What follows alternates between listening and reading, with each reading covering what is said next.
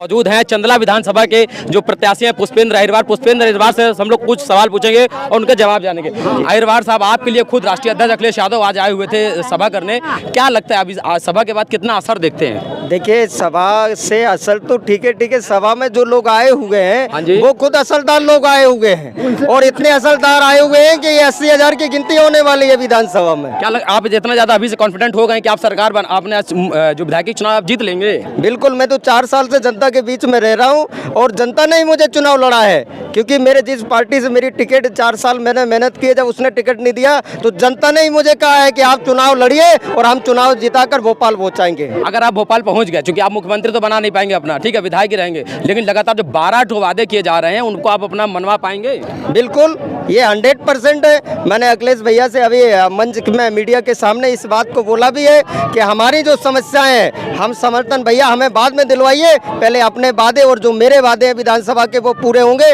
उसके बाद जिसको कहेंगे हम उसको अपना। एक छोटा सवाल है आपसे कि लगातार आप बात कर रहे हैं कि आपको कमलनाथ के साथ भी नहीं जाना है, शिवराज के भी साथ नहीं जाना है और जब मुख्यमंत्री दोनों में से एक ही बनेंगे, कहीं ना कहीं तो आपको अपना समर्थन देना होगा कि तीसरा खेमा तैयार करें। मैंने ये नहीं कहा कि मुझे किसी के साथ नहीं, आपको नहीं लगा, लेकिन आपने पार्टी से विवाद तो चल ही रहा है ना। कमलनाथ को भी आपने कह दिया, अभी आपके राष्ट्रीय अध्यक्ष ने कहा कि कमलनाथ और जो भाजपा की शिवराज सरकार है दोनों की भाषा बोली एक है, विचार एक है, दोनों लोग पीढ़िया का शोषण करते हैं। जब दोनों लोग पीढ़िया शोषण करते हो आप भरोसा किस पे करेंगे? देखिए, आप भी तो दलित समाज से देखिए, जो 27% पिछड़े वर्ग को जनगणना गिनती करवाएगी, 27% का आरक्षण देंगे और साथ में सभी महिलाओं को पेंशन देंगे, साथ में किसानों की आय दुगनी करेंगे, साथ में आवारा पशुओं की व्यवस्था करेंगे। हम उनके साथ किसानों की आय दुगनी करने का क्या प्लान है आपके पास? क्योंकि ये दावा जो है बहुत बड़ा हो चुका है और हर बार होता रहता है और किसानों से छलावा के कुछ मिलता है। देखो, किसानों की आय दुगने करने के लिए हम लोगों के पास प्लान है।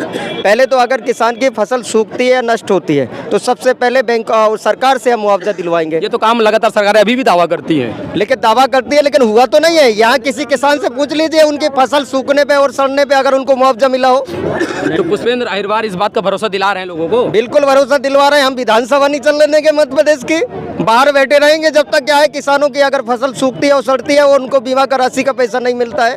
आपको भरोसा है? अरे भरोसा नहीं है, मैं जनता के बीच में कॉन्फिडेंस करके बोल रहा हूँ। मुखरेंगे तो नहीं बाद में नेताजी इतने लोगों के बीच में कह रहे हैं। देखिए, मुखरने की बात होती तो कोई भी नेता मंच से प्रत्याशी ये नहीं बोल सकता है कि अगर आप आवारा पशुओं की व्यवस्था न कर पाए तो काला मुंह कर देना।